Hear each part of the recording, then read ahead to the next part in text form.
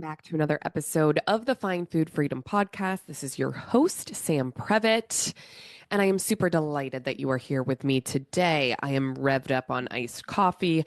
I also just finished the second half of my breakfast sandwich. I had the first with my kiddos, then we got the girlies off, out and about, and finally had time to sit down and eat it. So I feel like I am breathing in everything but the bagel seasoning, like into this microphone.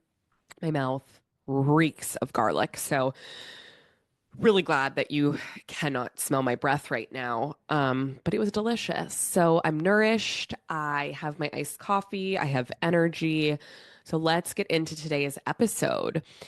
Today's episode is going to really kick off the next month for the Find Food Freedom podcast.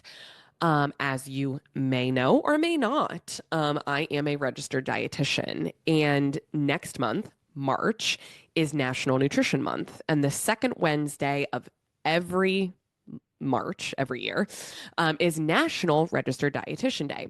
So we have a really cool series coming up on the podcast where you're going to hear me interviewing some of our providers on the Find Food Freedom team. And we did this last March, but now we have 14 providers, which is incredible. So we have many, many weeks of interviews to come, but really wanted to start featuring, some of our newer dietitians that joined the team. They've been on our team for a while now. We just haven't got these episodes out. So excited to use the theme of March as an excuse to get these out.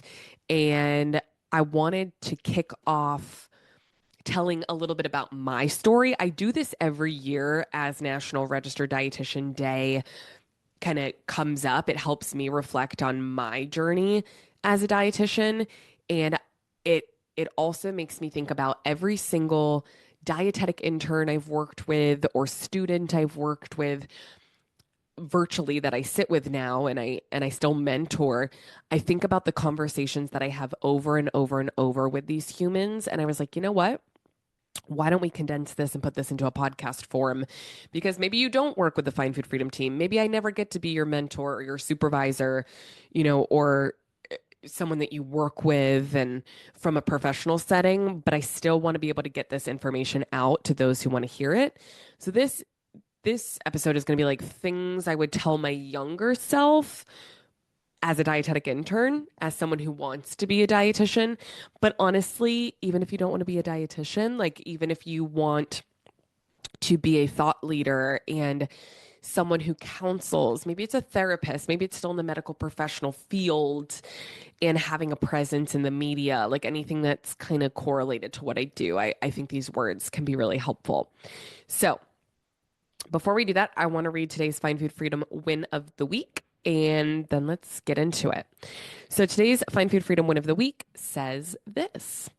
I just met with Julie, and it's been a really mentally tough season. She is such a light. I'm so thankful for you for providing the opportunity for people like me to get care. It is so surreal that I have access. So this is a DM from one of our clients that works one-on-one with our dietitian, Julie, on our team. Again, like I told you, we have 14 registered dietitians and certified intuitive eating counselors.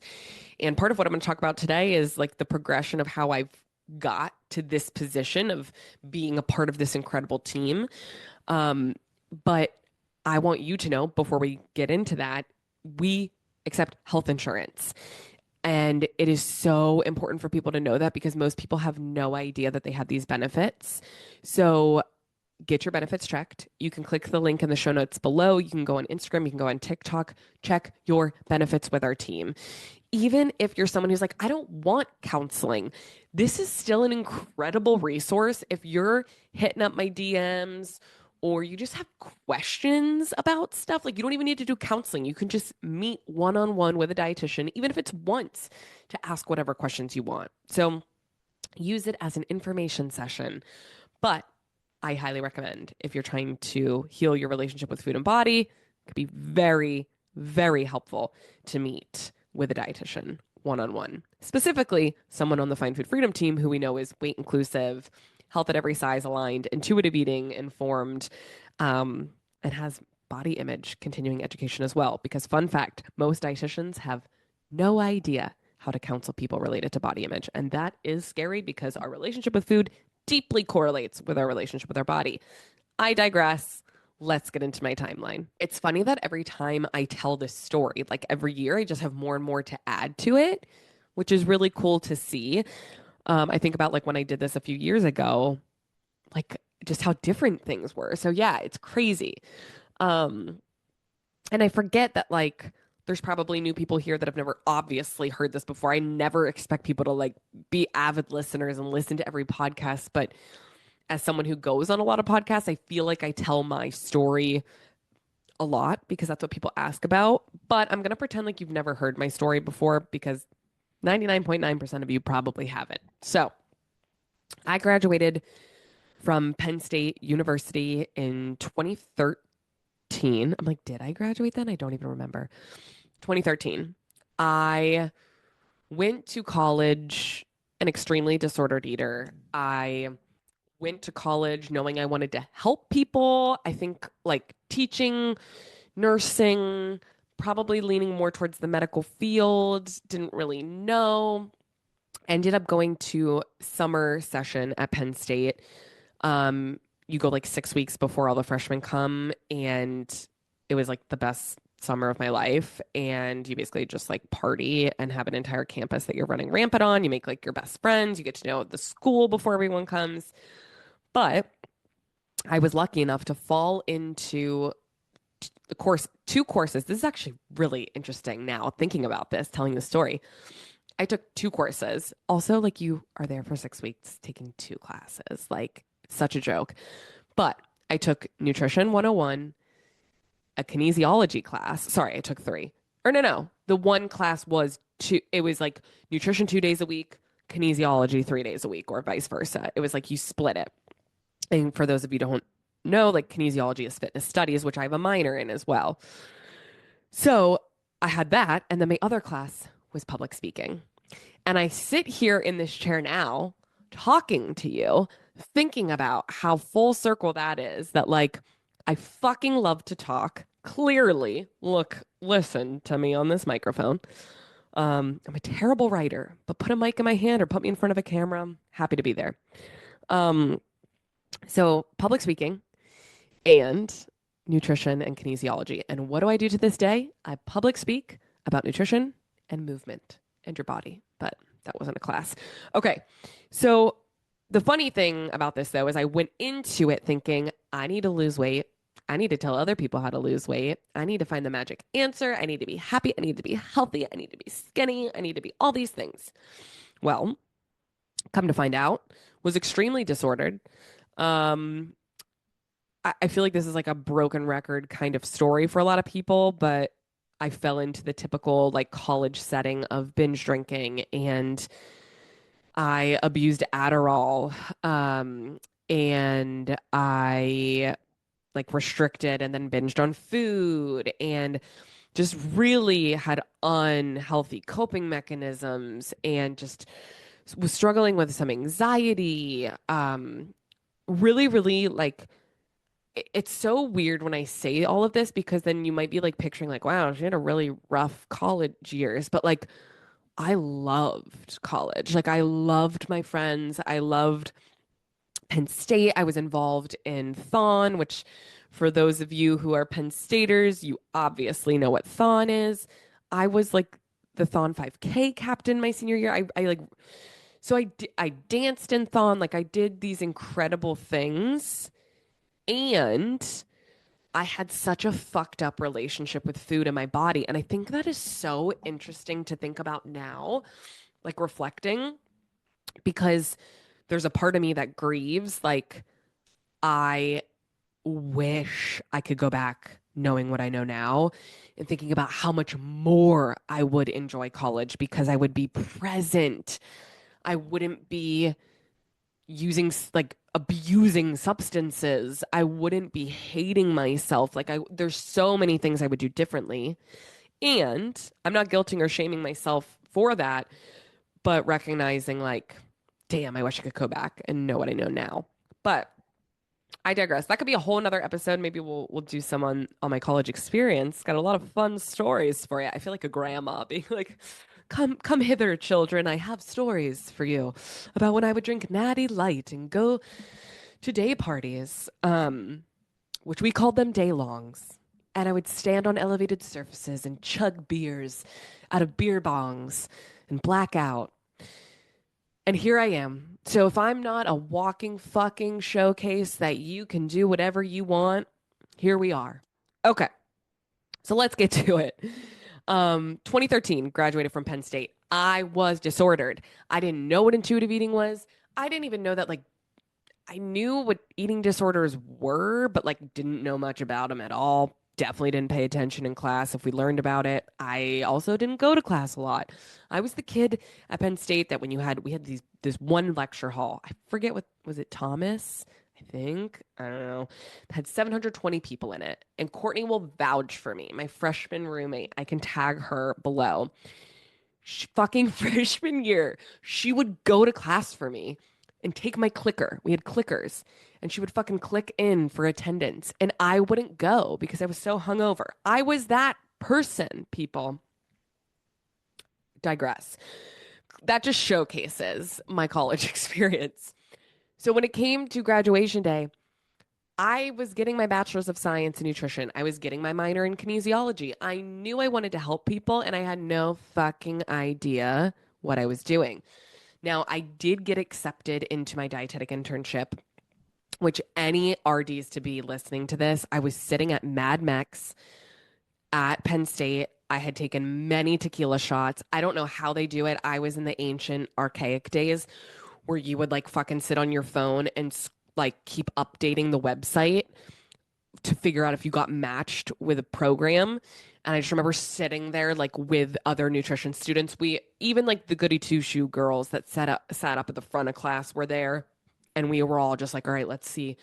And like some people started crying because they didn't get matched and they're like drunk. And I got matched to it's called Adagio Health. It doesn't even exist anymore. So I always tell people like, am I really a dietitian? Because the program doesn't exist anymore. But hey, I'm grandfathered in because they like didn't pass an audit or some shit. Anyways, and I remember like my number one was somewhere in North Carolina because I wanted to like move south and like get away from the Northeast. And then I forget what my number two was. Like literally don't remember. And then my number three, my third choice was the one I got matched with, which was in Pittsburgh, PA. For all y'all that know, I grew up in Pittsburgh, Steelers fan, went to Penn State. So I remember calling my parents and being like pretty drunk and being like, I'm coming home. And she's like, my mom was like, it's okay. Like you didn't get, and I was like, no, I got Pittsburgh. And so like wanted to live with my friends at like a fun spot in Shady Side at the time, like for my dietetic internship. But like as dietetic interns, we have to pay to work for free. And basically you can't have a job unless you're working like insane hours. So anyways, lived with my parents for a year, went to Adagio, got my RD credential, sat for my national board, somehow by the grace of God passed that test the first time. The machine like fucking shut off and I was like, I have no idea. I failed. Like it shut off early. Well, somehow I passed. I guess knowing a yield percentage of a potato is just so important. This is a heavy hitter episode for like RD students that like there's a lot of inside jokes I feel like for dietetic interns. The average folk doesn't know what the yield percentage of a potato means or a scoop size. Anyways, shout out to my HRIM majors. Okay. So I became a dietitian. But I guess I have to keep going with my timeline. So I became a dietitian in 2014. And I was so lucky that I had, did I have two or one? I was studying for my RD exam. I flew to Florida to my grandparents' place, which is like my favorite place. We vacation every summer. I was like, I need to get away from friends and I need to like come down here and I need to study. And I would like go to Starbucks every day, go to the beach, study. And I got one. I had two job offers. Yes, because I accepted it. I remember I had to go to the post office while I was in Florida. I had two job offers before I took my RD exam. One was the position I ended up moving forward with and accepting, which was ShopRite Supermarkets as a retail dietitian in New Jersey. Shout out to my Jersey girls. And the other was for a nonprofit called Power Up, which was the job was based in Pittsburgh, Pennsylvania. It was one of my rotations in my internship where you went into schools like in the cities and you taught nutrition education. I mean, I'm talking anywhere from like first grade to I feel like we did like middle school, high school. Um, and I really enjoyed that. Like I love working with kids. I love teaching. Hello. I love teaching. I feel like I get to do that now in my own way. But I I just jumped at the bit for two reasons for ShopRite. One, at Penn State, everyone's from New Jersey, New York, Philly, and Pittsburgh. Obviously, there's outliers, but those are like the main ones. And so like all my friends were in New Jersey and New York, like in the city, like new jobs. So it's like, oh my gosh, I can go move to Hoboken and I can have this job. LOL at Jersey traffic though. Like my store that I ended up working in was like over an hour commute from Hoboken. It was a fucking shit show. I digress. So I really wanted ShopRite because one, I wanted the opportunity to move away, to get out, to be closer to Penn State friends. And two, I also had a rotation in a supermarket in my Pittsburgh dietetic internship where I was doing cooking classes, grocery store tours, counseling in a grocery store. And I was like, this is fucking awesome because you get to do so many different things. And even to this day, I still have connections at ShopRite. Shout out to, I don't want to say their names because I don't know if they work there anymore, because it's been a while, but I have referred like interns that I work with that come work at Find Food Freedom. I've referred them to ShopRite supermarket positions because it is such an incredible like program for dietitians. I can't say that louder enough. ShopRite, shout out to you for being so amazing. Um, Fun fact, when I became a retail dietitian in the ShopRite stores and moved to New Jersey, that is where I met the love of my life, Jenna Warner. Yes, I met the love of my life, my husband there too. But Jenna is the co-host of the What the Actual Fork podcast with me. She was on the dietitian team with me, later became a manager of me. Jenna and I both went to Penn State, but we missed each other by 1 year there. So we didn't know each other at Penn State. So I got to connect with Jenna. And then I worked in the supermarket for 2 years. And this is one of the pieces of advice that I give to dietetic interns. And this could replicate to any career. This doesn't just have to be dietetics, but if we hone it in a little bit more specific, you don't have to start with your dream job. Now, that's not me trying to crush your dreams and like I truly believe you are capable of whatever you want to do. And I truly believe that you can achieve that. And I think that you can utilize jobs in many ways to get you skill sets that will help you do the things you want to do. So if I use ShopRite as an example, I was one-on-one counseling. Now, ShopRite pays dietitians a salary, so the shoppers in the store, anybody in the public, can get free one-on-one counseling. Do you know how low stakes that is as a dietitian? That I'm a new dietitian, I'm counseling people. I learned a lot. Like, I'm sorry, but the counselor I am today versus the counselor I was like over 10 years ago, night and day difference. And I'm forever grateful that ShopRite gave me the opportunity to practice that. I was able to do grocery store tours. I was able to go out into the aisles and do food demonstrations and cooking classes and all of this shit that makes me a better dietitian today. And I find that so many people, specifically in the niche that I'm in, because when we get interns, they want to do health at every size and intuitive eating. And that is incredible. I'm so happy and so excited that people are that jazzed and fired up. And I want to challenge you that you can bring intuitive eating, health at every size, weight inclusive practices into other jobs that aren't necessarily like promoted as that. Because, for example, when we were counseling, like we got to make it our own. the way you talk about food, the way the principles that you believe, the relationship that you hold with food, you exude that in your counseling, in your grocery store tours, in the way you speak about food. So you don't have to be getting a position that is like intuitive eating dietitian. You can work in a retail space and still align with certain principles, right? And so that is like one of the like gold star things. If you don't remember anything else from this as a dietetic intern, if you're listening to this or you're a nutrition student and you want to be a dietitian or you know, you don't have to get your dream job, but you can still utilize that job to practice skills that are going to set you up for success in the dream job that you want. So let's fast forward now to 2016 when I accepted a job to move to Florida, and Jenna was very upset with me. I will never forget the day that I had to tell Jenna in a meeting that I was moving to Florida to my boyfriend at the time, now my husband, moved to Florida. I had to go into a meeting with Jenna and our other boss, and they literally had like a folder in their hands of like a promotion related to corporate wellness and some other things that they were like starting to talk about for me. And I was like shaking and sweating, and my heart was beating so fast. And I had to tell her that I was moving to Florida, and we were crying. It was bad. It was really bad. But I knew that it was just the right thing. Like I knew I was being called to something else. So 2016, I moved to Florida. I start working in a private practice that is already established here in the Jacksonville area.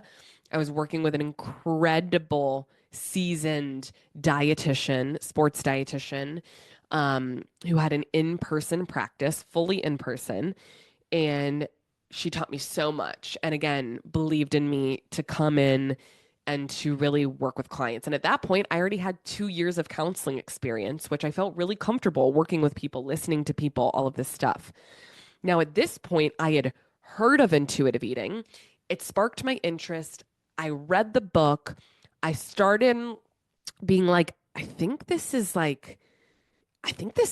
Like, I think this is what I want to do. But I didn't fully understand in the sense of like, if you're walking an intuitive eating journey and like, and you're teaching people that like you should only be doing that, like you cannot promote intentional weight loss and intuitive eating. And as I got deeper and deeper and deeper into learning about intuitive eating, anti-diet, haze, weight inclusive practice, I started to recognize that it wasn't, believe it or not, was not evident to me in the beginning. So, I am in this private practice. Fast forward from 26 May of 2016 to August of 2019, we end up purchasing a like standalone building, an office space. I became co-owner of this practice. We're building this out and starting to gain a following on social media. At that time, it was like boots on the ground social media. Do you guys remember like Instagram takeovers? Does anyone do that anymore where you would like partner with like a brand who had the blue check mark and who had hundreds of thousands of followers and you would be like, "Hi, I'm Sam, dietitian, and I'm taking over this Instagram today. Come along with me." And it was like basically day in the life, but then you would do stories. Anyways, I would partner like crazy giveaways, all these things to try to grow on social. So different.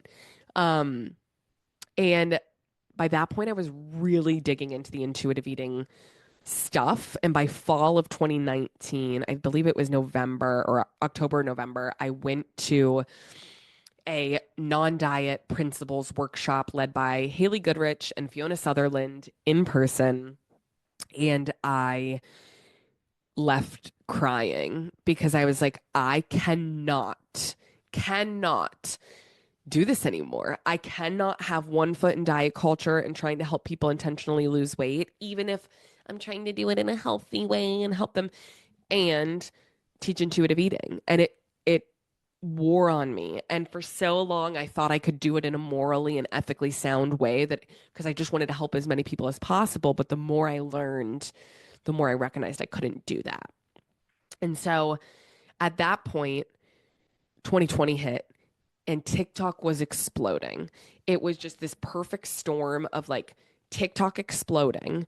So virtual, like, and we had luckily already started taking people virtually, very few and far between, but we had the infrastructure set up and we shut down the in-person practice. After COVID hit, we, closed down that practice and people didn't want to come back in. They wanted to stay virtual. So we switched it to a fully virtual practice, sold the building, and ended up splitting from my business partner. She was absolutely incredible. And we had different methodologies of nutrition. We had different alignment, different beliefs, and that's okay. And it was like the first time in my life I had to stop people pleasing because it wasn't good for either of us. And I had to be like, no, I don't agree with intentional weight loss. And that's fine if, whoever does, but I can't do this anymore. And so 2020 rebranded to Find Food Freedom, went fully virtual, sold the in-person practice. I was like, what the fuck am I doing? What is going on? And this is like, I don't even want to say it's embarrassing to say. That's not the right word. It's wild to say. TikTok changed my life. People say it all the time. It's true. It's fucking true. Um, we started to go mega viral on there, started to reach people in ways like people never heard about intuitive eating. Intuitive eating was taking off because of TikTok. They're behind me. They're up here. You can't see all of them, but NBC News, CBS Mornings, Drew Barrymore Show. Like I got all of these national news features because of TikTok. Like the producers found me on TikTok. Um, because of TikTok, I was introduced to Victoria Garrick Brown, Alyssa Amoroso, some people that, I've been on their podcasts that I couldn't have dreamed of getting these type of features. Um, and then just the incredible community that we built and reached thousands of people all around the globe. We had clients in Egypt, Spain, UK, Canada, Belize, of course, the US. Um, and it was incredible. And it was all truly because of TikTok. And so that lasted as a virtual private practice, private pay for a really long time. Since 2016, I was private pay until 2024. And things started to change in 2023. I didn't mention that throughout all of this in 2022 and in 2024, I had two babies and started going through the IVF process back in 2019, 2020. So around 2023, I started seeing a shift in practice and how dietitians were showing up in this space. And to bring Jenna back into the story, Jenna has always been obviously a great friend and colleague, but even mentor to me. And she started making, comments about how she was thinking of taking insurance. And for me, like I had wrote it off for so long because between 2016 and 2024, or 2023, we never needed to. We never did. And I just was like, it's a pain in the ass. I don't know how to figure that out. It feels like a full-time job. I feel like that's like always the narrative we hear around that.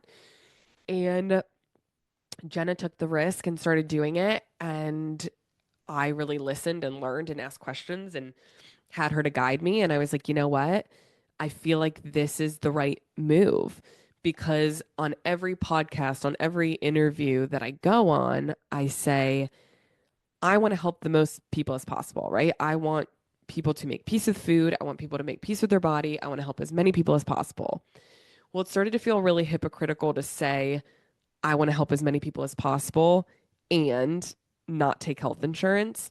When I think about myself and when I'm looking for providers, right? Whether it's a dentist or a dermatologist or whatever, PCP, I'm looking for an in-network provider. So I thought of, well, if I'm looking for an in-network provider and I wouldn't seek out-of-network coverage for this, why in my right mind would I think, that we shouldn't take insurance?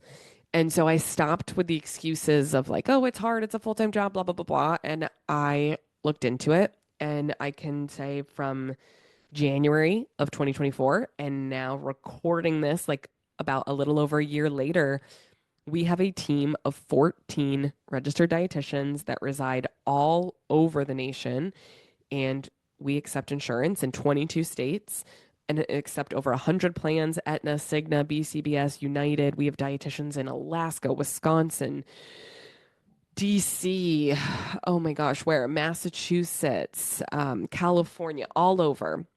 And so it's it's incredible. And it's something that, like, just running through this timeline today, if you would have told the, drunken college student back in 2013 that hated their body, that didn't really know what they were going to do, that they would be sitting here today saying that they have an incredible team of 14 providers that they get to learn from, collaborate with, work alongside, I would have never believed you.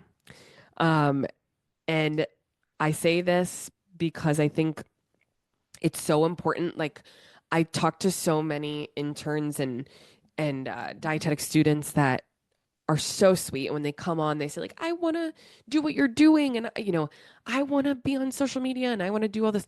And that is incredible. And that is great. And I think sometimes social media gives us this like facade that, like, one video has to blow up or one thing needs to go viral. And then, like, you're there. And I'm here to tell you, like, all of the experiences that I've had, obviously, even before college, like, even before the 2013 time period, but have made me into the dietitian that I am today. I had to fail a lot. I had to unlearn a lot. I cringe at how I used to teach, the harm that I used to cause in the dietetic space. But I tell you this because no matter where you're at in this journey, maybe you're coming to dietetics as a second, career, like a career change. Maybe you're coming to it and it's the first thing you're doing. Maybe you're like, I don't know, I was thinking about it, but I don't know if I want to go that direction. So I say all this of, no matter where you're at in your journey professionally, or personally, it's wherever you're at is exactly where you're supposed to be. And that sounds like very woo woo, but it, the more I reflect, the more every year I come to this kind of episode and I sit back and I look back, it always rings true. And so, to wrap today's episode, I would love to hear from you of, what you liked from this episode, what you took away from this episode. Please, please, please rate, review, subscribe on Apple Podcasts, and use your review as an opportunity to tell us what you like and what you want to hear more of. The more I hear from you, the more I can continue to craft these episodes to be as helpful as possible for you.